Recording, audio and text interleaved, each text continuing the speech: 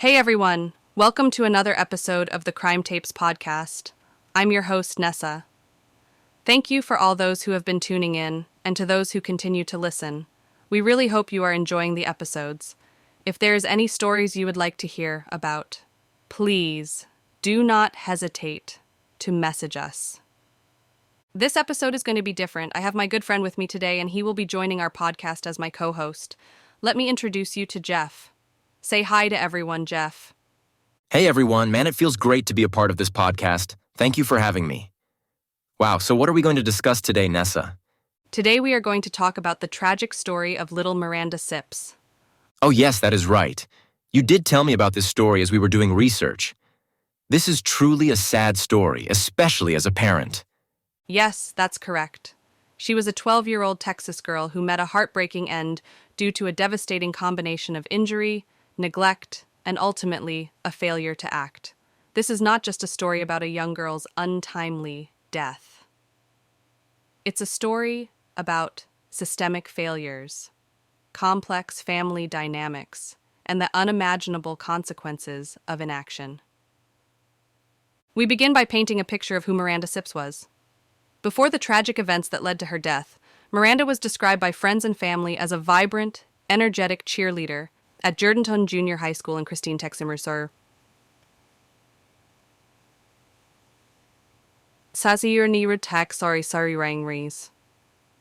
She was popular among her classmates and had a bright future ahead of her. A young girl with dreams and aspirations, she was set to turn 13 in just a few weeks.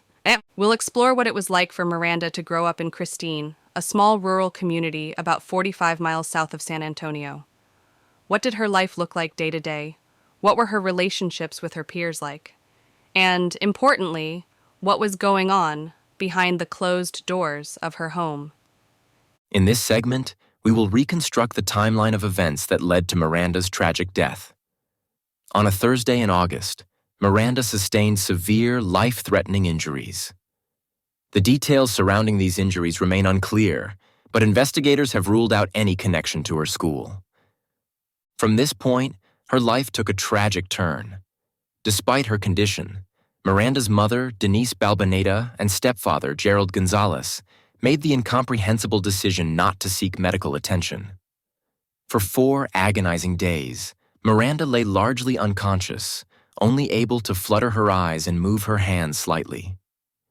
In those critical days, her parents tried to nurse her back to health with smoothies and vitamins, a tragic mistake that would ultimately cost her life. We'll take a close look at the medical and psychological aspects of this case. What might have been going through her parents' minds? Could this have been a case of denial, fear, or something more sinister? Was there any indication that Miranda's injuries were part of a larger pattern of abuse or neglect? We will examine these questions with the help of experts in the field of child protection and psychology. Hey, Jeff. As a parent, what do you think about this? When your child is sick or has something wrong, what is the first thing you do? I cannot even begin to comprehend this. This makes me sick to my stomach. I make sure that my child is okay. I try to calmly ask her what is wrong, and if it is not something I can fix on my own, I rush her to the doctor's office or hospital. I do not hesitate. Yeah, I remember the COVID scare you guys had a few years back. Thankfully it wasn't, but you didn't wait around to get help. I'm not quite sure what happened with Miranda's parents. This part of the episode delves into the law enforcement response. When Miranda's condition worsened on that fateful Monday evening, her mother finally called 911.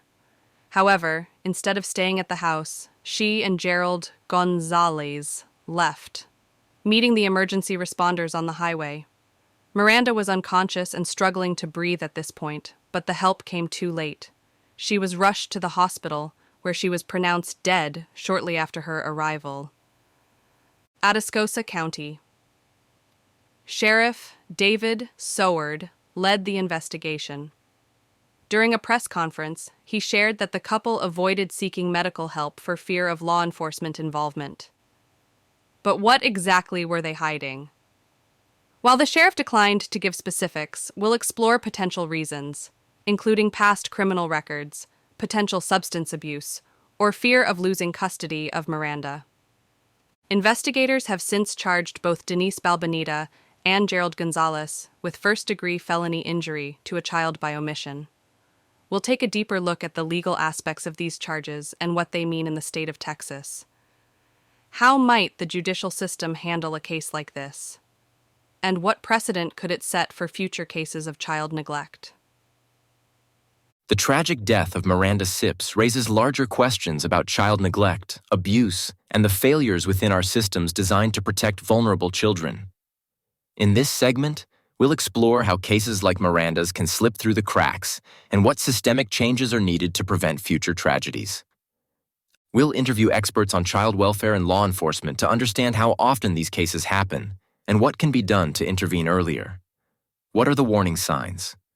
What responsibilities do neighbors, teachers, and other adults have when they suspect a child is in danger? And how can society better support families before they reach the point of tragedy? Additionally, we'll discuss the limitations of Child Protective Services, CPS, and other agencies in rural communities like Christine, where resources are often scarce, and families may fall through the cracks more easily. Could more proactive involvement have saved Miranda's life? We'll explore these difficult questions. We will shift our focus back to Miranda Sipps. It's important to remember that this story is not just about the details of a crime. It's about a young girl whose life was tragically cut short. We'll talk to those who knew Miranda, friends, teachers, and family members who are mourning her loss and fighting for justice in her name. We'll also take a closer look at the community's response. How has Christine, Texas, been impacted by this tragedy? What efforts are being made locally to honor Miranda's memory and prevent something like this from happening again? Finally, we'll reflect on the broader implications of this case. What can be done to ensure that Miranda Sipps did not die in vain? How can we, as a society, work to protect our children and prevent such tragedies from happening in the future?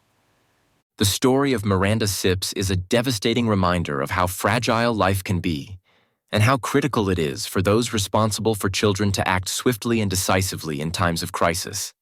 In this episode, we've not only unraveled the details of her tragic death, but also explored the broader issues at play, from family dynamics to systemic failures. We'll continue to follow this case as it develops and bring you updates on the legal proceedings against Denise Balbanita and Gerald Gonzalez. In the meantime, we urge our listeners to reflect on the importance of speaking up when something seems wrong, because sometimes that call to action can save a life. Hey Nessa, thank you so much for letting me join you on this episode of your podcast. It was fun, and we should do this again. This one will really help others. Thank you, Jeff, for coming over and joining. For sure it has been fun, and I am sure our listeners are loving it as well. We will bring you back for more episodes. Let's get together again and come up with more ideas. Thank you for joining us on the Crime Tapes. Remember to subscribe, rate, and review our podcast. Your support helps us continue to grow. Until next time, stay safe and keep seeking the truth.